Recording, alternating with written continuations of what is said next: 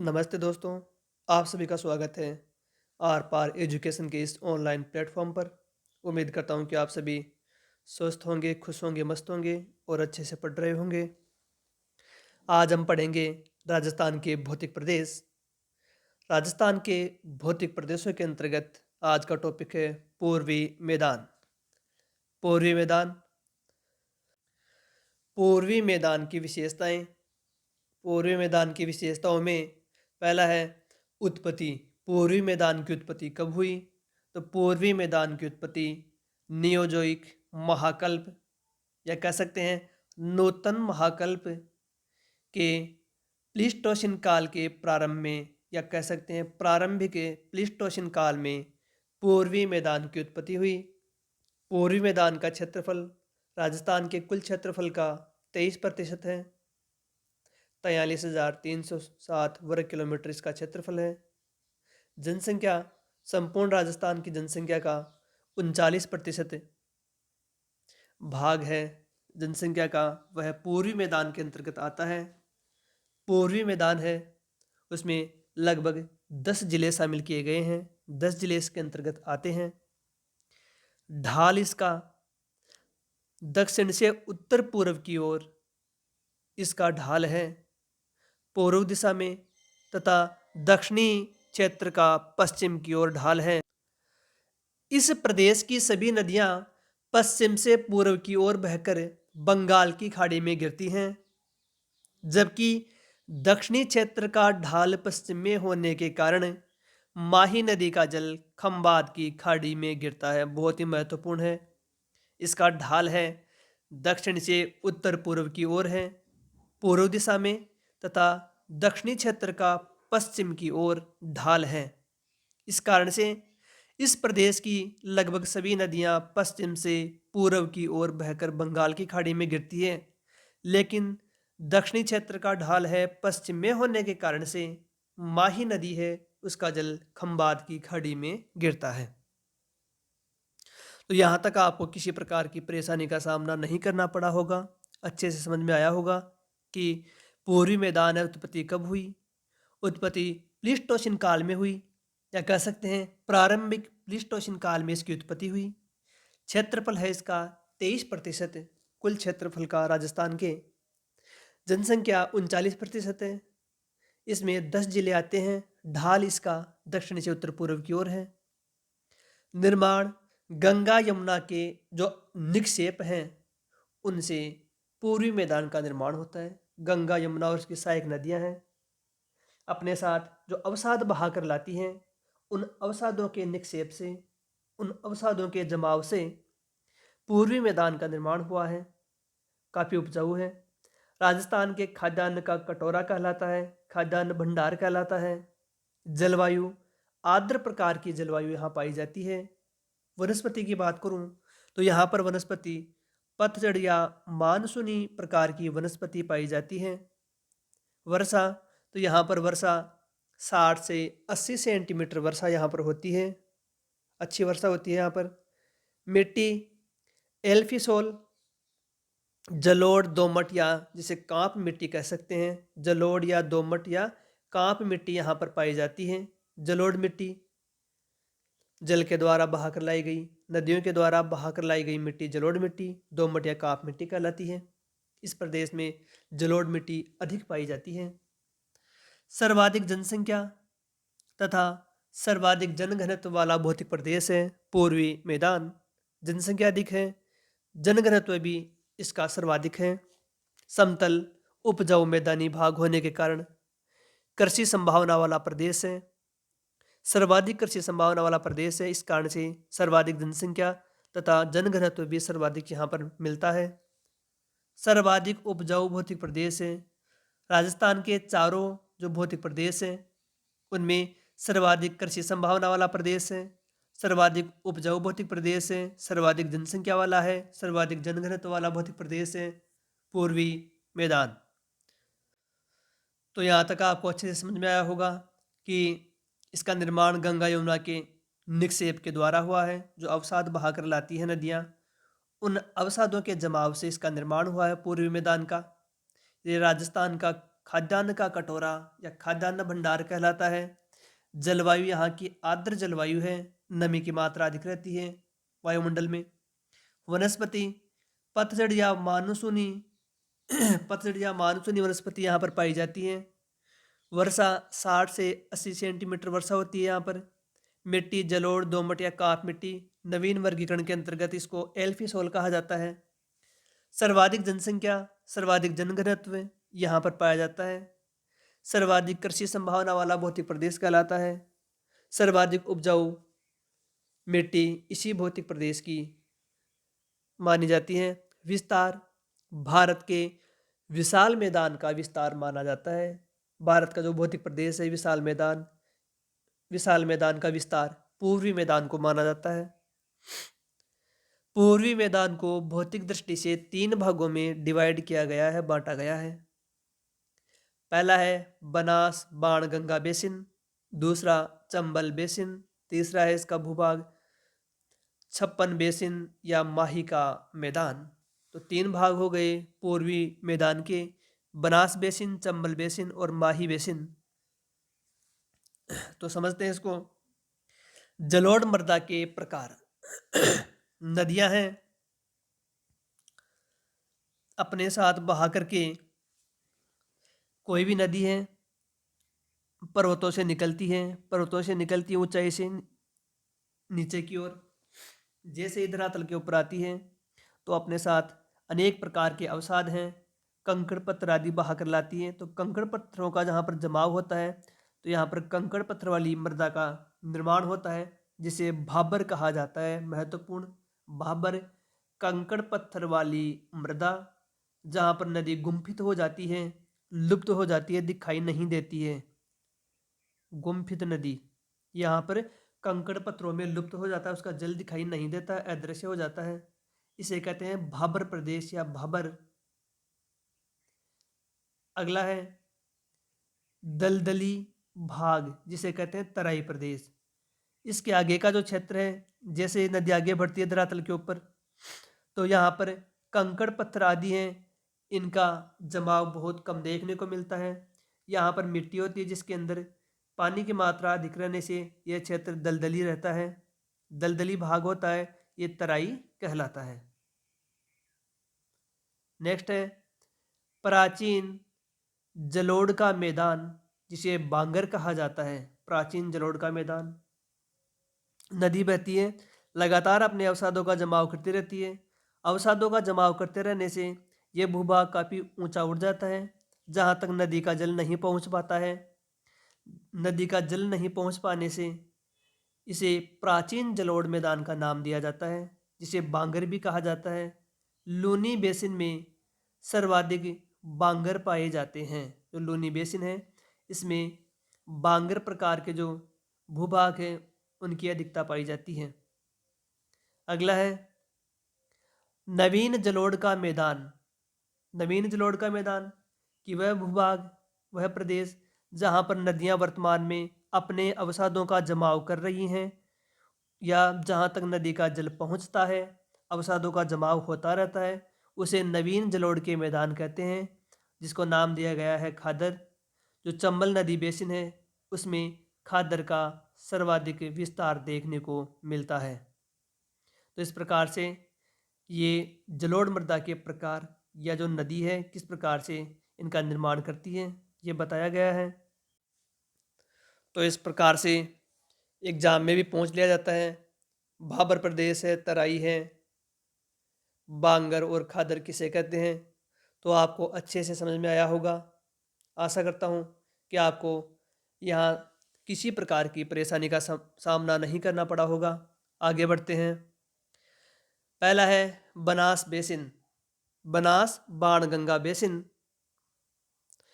Banas basin का विस्तार चित्तौड़गढ़, उदयपुर, भीलवाड़ा, टोंक, राजसमंद, अजमेर, सवाई माधोपुर तथा जयपुर जिले में है। इसके अंतर्गत है पिडमांट का मैदान। पिडमांट का मैदान है देवगढ़ राजसमंद से भीलवाड़ा के मध्य जो भूभाग है उसे पिडमांट का मैदान नाम दिया गया है। यहाँ पर जो बनास नदी प्रवाहित होती है, बनास नदी के द्वारा जिस मैदानी भाग का निर्माण किया जाता है, देवगढ़ राजसमंद से भीलवाड़ा के मध्य का जो मैदान है उसे पिडमांट नाम दिया गया है।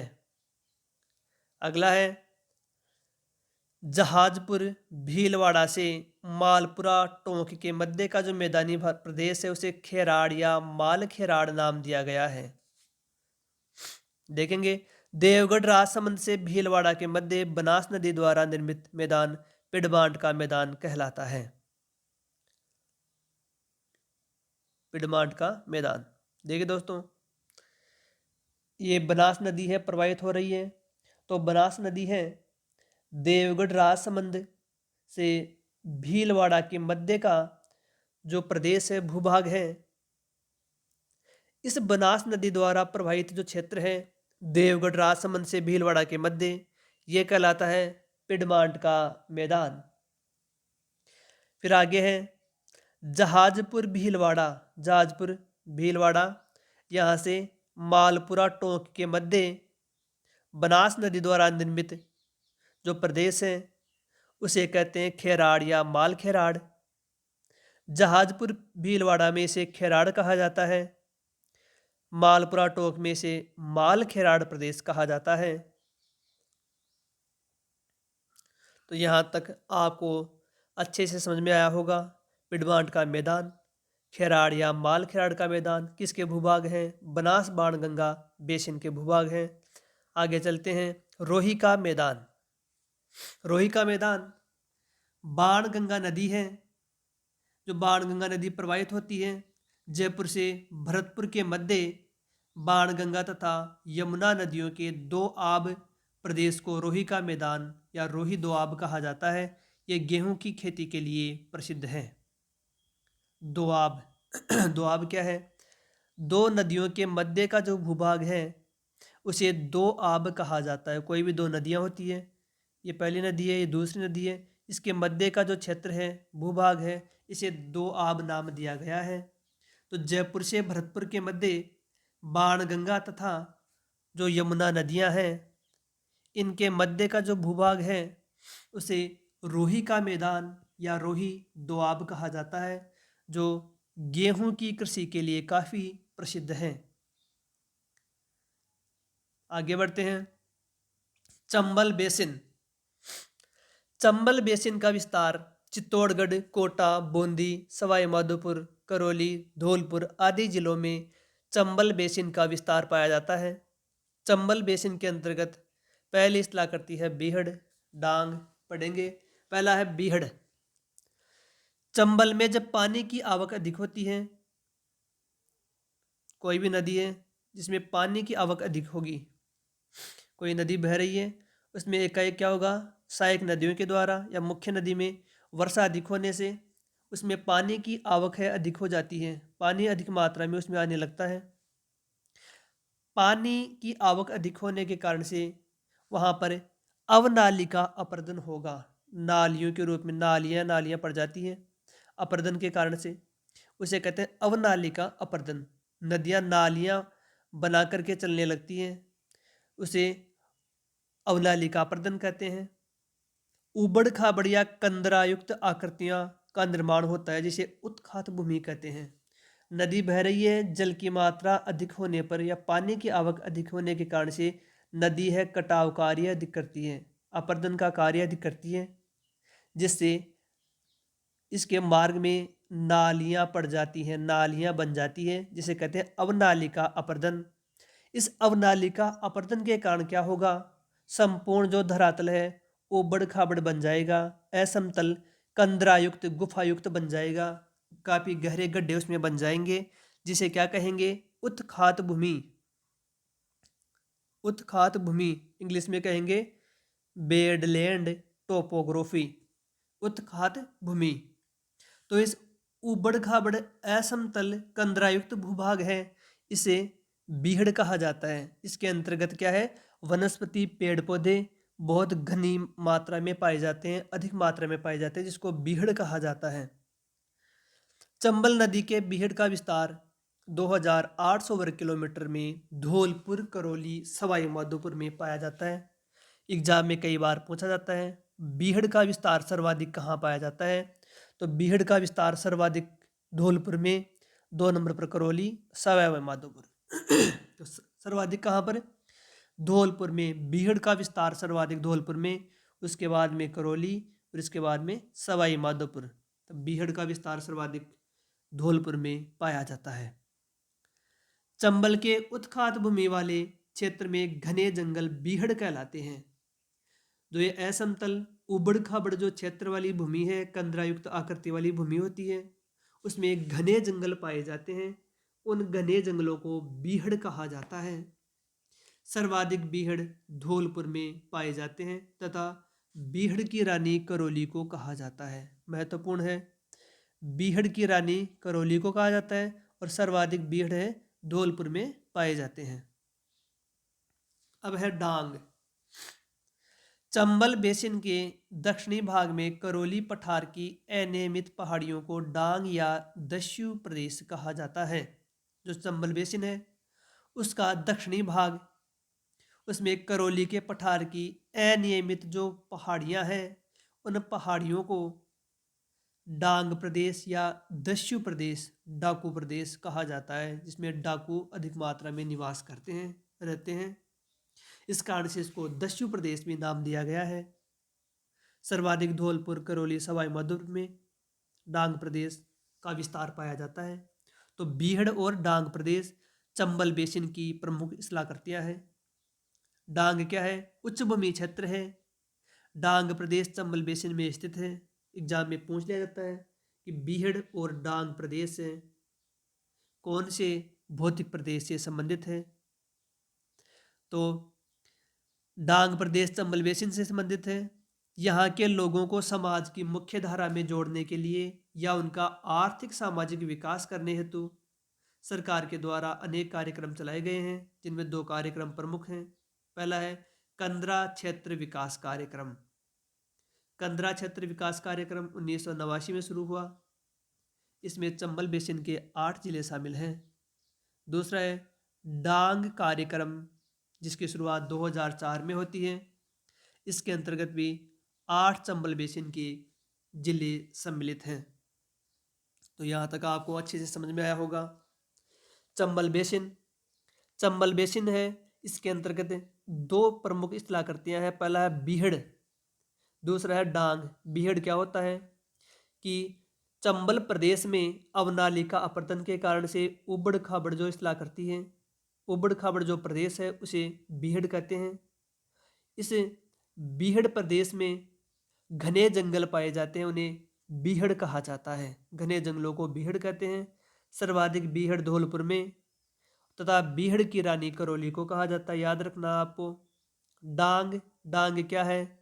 चंबल बेसिन का जो दक्षिणी भाग है, वहाँ पर अनियमित जो पहाड़ियाँ पाई जाती हैं, उन्हें डांग या दस्यु प्रदेश कहते हैं। सर्वाधिक विस्तार धौलपुर, करौली, सवाई माधोपुर में देखने को मिलता है। ये उच्च भूमि क्षेत्र है। अब यहाँ के लोगों को मुख्य धारा में जोड़ने के लिए, उनका आर्थिक व सामाजिक विकास करने के लिए सरकार ने 2 कार्यक्रम चलाए हैं। कंदरा क्षेत्र विकास कार्यक्रम 1989 और डांग कार्यक्रम 2004। आगे बढ़ते हैं। यहाँ तक क्लियर है? माही बेसिन।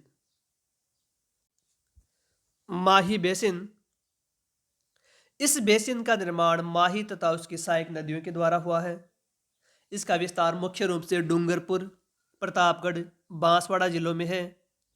छप्पन का मैदान, प्रतापगढ़ तथा बांसवाड़ा के मध्य 56 गांवों तथा नदी नालों के समूह को छप्पन का मैदान कहा जाता है। महत्वपूर्ण है, अक्सर एग्जाम में पूछे जाने वाला महत्वपूर्ण क्वेश्चन। छप्पन का मैदान प्रतापगढ़ तथा बांसवाड़ा के मध्य 56 गांवों या नदी नालों के समूह को छप्पन का मैदान कहा जाता है। कांठल का मैदान प्रतापगढ़ का वह भूभाग जो माही नदी के किनारे स्थित है, कांठल कहलाता है।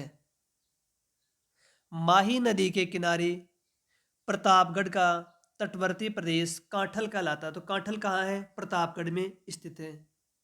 प्रतापगढ़ में माही नदी के किनारे वाला जो भाग होता है उसे कांठल प्रदेश कहा जाता है। महत्वपूर्ण। अगला है वागवार, वागड़िया, बागड़ प्रदेश। डूंगरपुर बांसवाड़ा के मध्य विच्छेदित भूभाग है, उसे वागड़िया वागवार प्रदेश कहते हैं। डूंगरपुर तथा बांसवाड़ा के मध्य जो कटा पठा प्रदेश होता है उसे वागड़ नाम दिया गया है। तो वागवार या वागड़ प्रदेश डूंगरपुर बांसवाड़ा के मध्य विच्छेदित भूभाग को कहते हैं। मेवल डूंगरपुर तथा बांसवाड़ा के मध्य जो पहाड़ियां हैं उन्हें मेवल कहा जाता है। बांगड़ बांगड़ कहते हैं शेखावाटी प्रदेश को, चूरू झुंझुनू सीकर को। एक है वागड़, एक है बांगड़। वागड़ डूंगरपुर बांसवाड़ा, बांगड़ शेखावाटी प्रदेश। इंपॉर्टेंट, याद रखना एग्जाम की दृष्टि से। तो माही बेसिन के अंतर्गत छप्पन का मैदान है। कांठल का मैदान, छप्पन का मैदान प्रतापगढ़ बांसवाड़ा के मध्य 56 गांव या नदी नालों का समूह है। कांठल का मैदान है प्रतापगढ़ का माही नदी के किनारे का जो भाग है उसे कांठल का मैदान। तो कांठल का मैदान प्रतापगढ़। वागवार या वागड़ प्रदेश है डूंगरपुर तथा बांसवाड़ा के मध्य विच्छेदित भूभाग को वागड़ या वागवार प्रदेश कहते हैं। मेवल डूंगरपुर तथा बांसवाड़ा के मध्य जो पहाड़ियां हैं उन्हें मेवल कहा जाता है। अगला है पुष्प बेसिन या पुष्प प्रदेश। काफी महत्वपूर्ण एग्जाम की दृष्टि से। माही बेसिन में स्थित है। पुष्प बेसिन कहाँ है?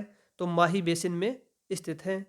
माही बेसिन का संपूर्ण जो भाग है पुष्प बेसिन या पुष्प प्रदेश कहलाता है। पुष्प प्रदेश के अंतर्गत 56 का मैदान, कांठल का मैदान, वागड़ प्रदेश है, इनको शामिल किया गया है। यहाँ पर महुआ के वृक्षों की प्रधानता है और महुआ के जो पुष्प होते हैं, फूल होते हैं, उनसे शराब बनाई जाती है।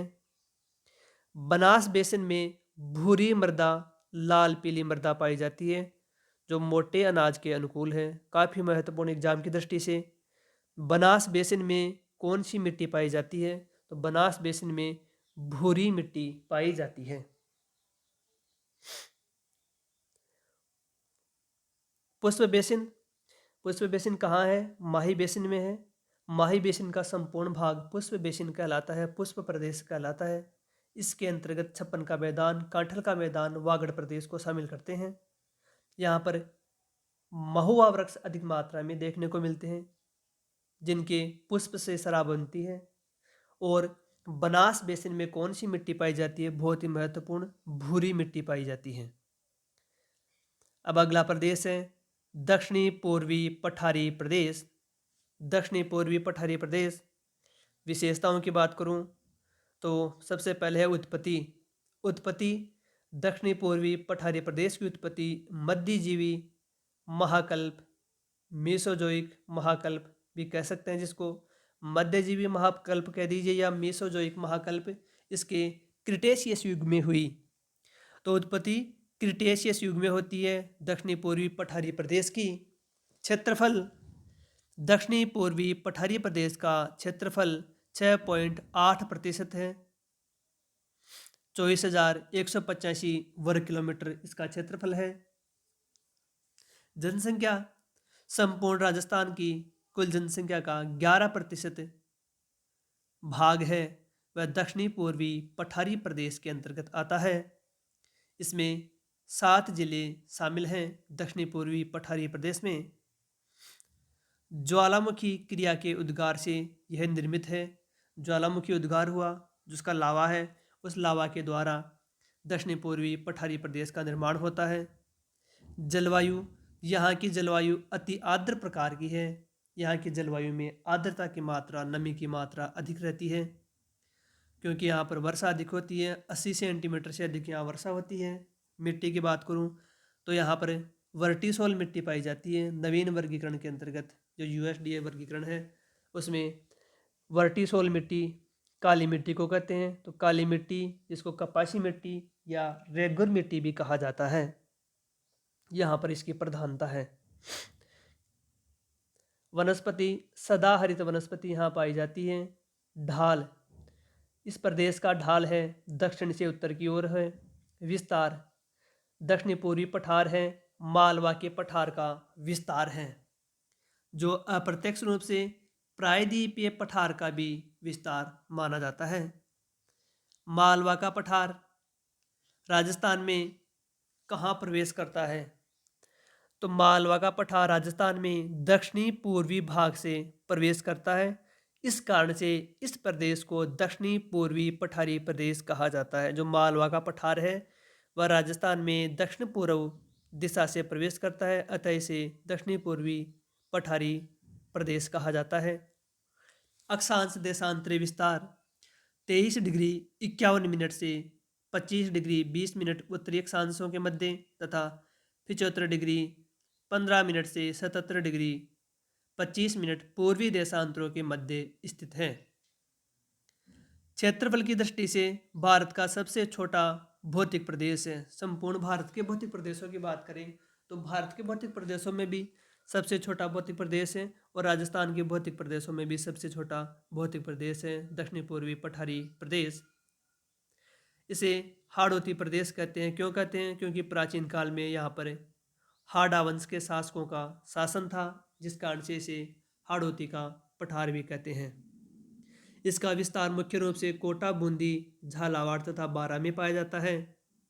दक्षिणी पूर्वी पठारी प्रदेश विंध्याचल तथा अरावली के मध्य स्थित है। महत्वपूर्ण, दक्षिणी पूर्वी पठारी प्रदेश है विंध्याचल तथा अरावली के मध्य स्थित है। स्थानीय भाषा में इसे पाथर या ऊपरमाल कहते हैं। हाड़ौती का पठार बेसाल्टिक, जो बेसाल्ट है, बेसाल्ट लावा से इसका निर्माण हुआ है। जहां लावा निर्मित काली मिट्टी का विस्तार पाया जाता है। हाड़ौती का पठार, इसका निर्माण लावा के द्वारा हुआ है। जो बेसाल्ट लावा है इसके द्वारा हाड़ौती पठार निर्मित है, जिस कारण से यहाँ पर लावा निर्मित काली मिट्टी अधिक मात्रा में पाई जाती है। ज्वालामुखी क्रिया से निर्मित होने के कारण बेसाल्ट चट्टानों की यहाँ पर प्रधानता पाई जाती है। हाड़ौती पठार जलीय अपर्दन से निर्मित है। जो हाड़ौती का पठार है उसका निर्माण जलीय अपर्दन से हुआ है। नदियाँ प्रवाहित होती है, अपर्दित करती हैं इसे, जिस कारण से हाड़ौती का पठार है उसका निर्माण हुआ है। पर्वत और पठार में अंतर हम पढ़ चुके हैं। पर्वत ऊपर से नुकीला, पठार है ऊपर से सपाट होता है। लगातार नदियाँ अपर्दन करेंगी तो इसका जो नुकीलापन है ऊपर का वह सपाट होता चला जाएगा। इसके किनारे हैं तीव्र होते हैं, तो तीव्र किनारे हैं या अपर्दन के द्वारा इनकी तीव्रता कम हो जाएगी, तीव्रता मंद हो जाएगी। इस कारण से पठार का रूप ले लेगा और इसकी ऊंचाई भी लगातार कम होती चली जाएगी। सर्वाधिक नदियाँ दक्षिणी पूर्वी पठारी प्रदेश में प्रवाहित होती हैं। अंतः अधर प्रवाह क्षेत्र, यहाँ पर अंतः अधर प्रवाह भी देखने को मिलता है। किसे कहेंगे अंतः अधर प्रवाह? मुख्य नदी से वितरिकाएं टूट टूट कर अलग होकर बहने लगती हैं, जिससे नदियाँ एक जाल बनाती है, जिसे अंतः अधर प्रवाह क्षेत्र कहा जाता है। यहाँ पर एक मुख्य नदी है, उसकी अनेक वितरिकाएं हैं, अलग अलग टूट करके इसे पृथक होकर के बहना शुरू करती हैं और नदियों का एक जाल बना देती है। इस नदियों के जाल को कहा जाता है अंतः अधर प्रवाह क्षेत्र। मुख्य नदी से वितरिकाएं टूट करके, उसकी सहायक नदियाँ टूट करके उससे अलग होकर के बहना शुरू कर देती हैं, जिससे नदियों का एक जाल बन जाता है। उस नदी जाल को ही अंतः अधर प्रवाह क्षेत्र कहा जाता है। दक्षिणी पूर्वी पठारी जो प्रदेश है उसको भौतिक लक्षणों के आधार पर दो भागों में बांटा गया है। पहला है विंध्यन कगार भूमि, दूसरा है दक्कन का लावा पठार या हाड़ौती का पठार। विंध्यन कगार भूमि, विंध्यन कगार भूमि इसके 3 उपभाग हैं। अर्धचंद्राकार पहाड़ियाँ, नदी निर्मित मैदान, शाहबाद उच्च भूमि। दक्कन का लावा पठार या हाड़ौती का पठार, इसके 2 भाग हैं। डग गंगाधर प्रदेश, झालावाड़ पठार। तो पहले पढ़ेंगे विंध्यन कगार भूमि। विंध्यन कगार भूमि को 3 भागों में बांटा गया है। पहला है अर्धचंद्राकार पहाड़ियाँ, जिसमें बूंदी की पहाड़ियाँ, मुकुंदरा की पहाड़ियाँ कुंडला की पहाड़ियाँ, रामगढ़ की पहाड़ियाँ शामिल हैं। काफ़ी महत्वपूर्ण, एग्जाम से सीधा क्वेश्चन आता है यहाँ से। अर्धचंद्राकार पहाड़ियाँ। अर्धचंद्राकार पहाड़ियाँ निम्न भागों में इसका विस्तार है। बूंदी की पहाड़ियों की सबसे ऊंची चोटी सतूर की चोटी है, सतूर है। 353 मीटर इसकी ऊंचाई है। दूसरा है मुकुंदरा की पहाड़ियाँ जो कोटा में। सर्वाधिक इसकी ऊंची चोटी है चंदवाड़ी, 517 मीटर।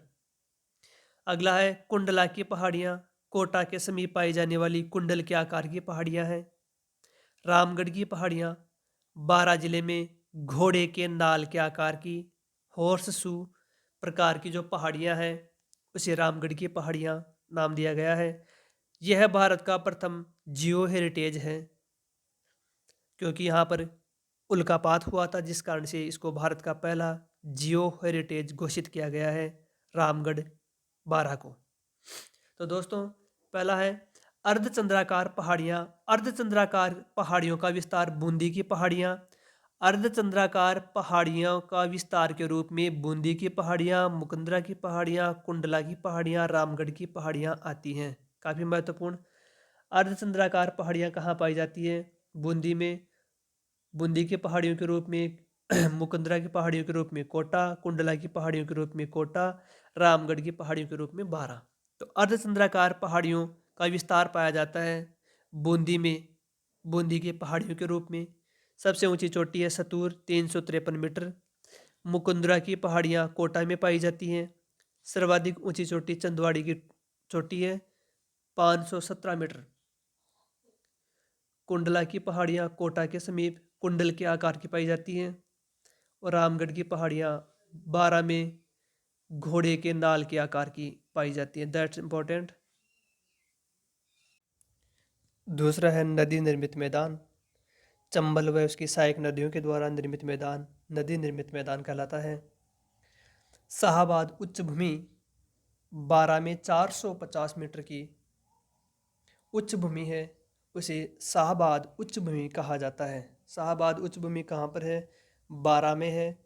ये काफ़ी उच्च भूमि क्षेत्र है, लगभग 450 मीटर का, जिसे शाहाबाद उच्च भूमि कहा जाता है। अगला है दक्कन का पठार क्षेत्र या हाड़ौती का पठार। इसके अंतर्गत है डग गंगधर प्रदेश जो झालावाड़ में है, और झालावाड़ का पठार। दक्कन का अलावा पठार दक्षिणी प्रायद्वीपीय पठार का एक हिस्सा है, मध्य प्रदेश में विस्तृत है, जिसे हम मालवा का पठार कहते हैं। इसी मालवा का पठार का कुछ भाग बारां, बूंदी, कोटा, झालावाड़ में विस्तृत है। यहाँ बेसाल्ट चट्टान सर्वाधिक पाई जाती है। बेसाल्ट चट्टान अपरदित होकर काली मिट्टी में बदलती है। यहाँ गन्ना, कपास, सोयाबीन, अफीम, संतरा आदि की खेती की जाती है। इसे दो भागों में बांटा गया है। पहला है डग गंगधर प्रदेश। डग गंगधर प्रदेश के अंतर्गत झालावाड़ के दक्षिण पश्चिम में 350 मीटर उच्च भूमि क्षेत्र को डग गंगधर प्रदेश कहा जाता है। काफ़ी महत्वपूर्ण एग्जाम की दृष्टि से डग गंगधर प्रदेश झालावाड़। झालावाड़ का पठार झालावाड़ का पठार का सर्वाधिक विस्तार झालावाड़ में पाया जाता है, जहाँ काली मिट्टी की प्रधानता है। अगला है महान सीमा भ्रंश या ग्रेट बाउंड्री फॉल्ट जिसे कहा जाता है। देखो, जो दक्कन का लावा पठार है या हाड़ौती का पठार है, इसमें आपको दो चीज़ें याद रखनी है, डग गंगधर का प्रदेश और झालावाड़ का पठार। डग गंगधर का प्रदेश, सीधा क्वेश्चन पूछा जाता है, डग गंगधर का प्रदेश किस भौतिक प्रदेश से संबंधित है? तो क्या है? झालावाड़ के दक्षिण पश्चिमी भाग में 350 मीटर उच्च भूमि का क्षेत्र है, डग गंगधर प्रदेश कहलाता है। झालावाड़ का पठार का सर्वाधिक विस्तार झालावाड़ में पाया जाता है, जहाँ काली मिट्टी अधिक मात्रा में पाई जाती है। महान सीमा भ्रंश काफ़ी इंपॉर्टेंट है। ग्रेट बाउंड्री फॉल्ट, महान सीमा भ्रंश। बूंदी, सवाईमाधोपुर, करौली, धौलपुर जिलों में इसका विस्तार पाया जाता है। यहाँ से ये गुजरती है। हाड़ौती व अरावली के मध्य स्थित है महान सीमा भ्रंश। विंध्य कगार क्षेत्र में भौतिक रूप में स्थित है। वैसे देखा जाए तो ये हाड़ौती व अरावली के मध्य स्थित है, लेकिन भौतिक रूप से देखा जाए तो विंध्य कगार क्षेत्र में महान सीमाभ्रंश स्थित है। अरावली तथा विंध्याचल के मिलन स्थल पर यह पाई जाती है, जहाँ पर अरावली तथा विंध्याचल पर्वतमालाएं आपस में मिलती है। उस मिलन स्थल पर महान सीमाभ्रंश पाया जाता है। अरावली तथा विंध्याचल एक दूसरे को समकोण पर कहाँ काटती हैं? तो रणथंभौर सवाई माधोपुर में अरावली तथा विंध्याचल एक दूसरे को समकोण 90 डिग्री के कोण पर आपस में काटती हैं। संक्रांति या संक्रमण क्षेत्र, जहाँ विंध्याचल तथा अरावली आपस में मिलती हैं, वह संक्रांति या संक्रमण क्षेत्र कहलाता है। तो सवाई माधोपुर तथा बूंदी में संक्रांति या संक्रमण क्षेत्र पाया जाता है, जहाँ अरावली तथा विंध्याचल आपस में मिलती हैं। संक्रांति या संक्रमण क्षेत्र विंध्यन कगार क्षेत्र में पाया जाता है। रंगीन पहाड़ियाँ रणथंभौर में पाई जाती हैं। एक बार फिर से, महान सीमा भ्रंश जिसे ग्रेट बाउंड्री फॉल्ट कहा जाता है। एग्जाम में सीधा क्वेश्चन आता है, महान सीमा भ्रंश से संबंधित जिला कौन कौन सा है, कौन कौन से हैं? तो बूंदी, सवाई माधोपुर, करौली तथा धौलपुर, इन जिलों से होकर महान सीमा भ्रंश या ग्रेट बाउंड्री फॉल्ट गुजरता है। यह हाड़ौती व अरावली के मध्य स्थित है। अरावली तथा विंध्याचल है, उसके मिलन स्थल पर यह स्थित है। अरावली तथा विंध्याचल एक दूसरे को समकोण पर रणथंभौर सवाई माधोपुर में काटती है। संक्रांति या संक्रमण क्षेत्र सवाई माधोपुर तथा बूंदी में पाया जाता है, जहाँ पर विंध्याचल तथा अरावली आपस में मिलती हैं। रंगीन पहाड़ियाँ रणथंभौर में पाई जाती है। इस प्रकार से हमारा भौतिक प्रदेश, राजस्थान के सभी भौतिक प्रदेश संपूर्ण होते हैं, पूर्ण होते हैं। भौतिक प्रदेश का टॉपिक पूरा होता है हमारा। और अब आगे कल वापस मिलते हैं, और तब तक के लिए आप शेयर कीजिए, सब्सक्राइब कीजिए, देखिए। Thank you. जय हिंद, जय भारत।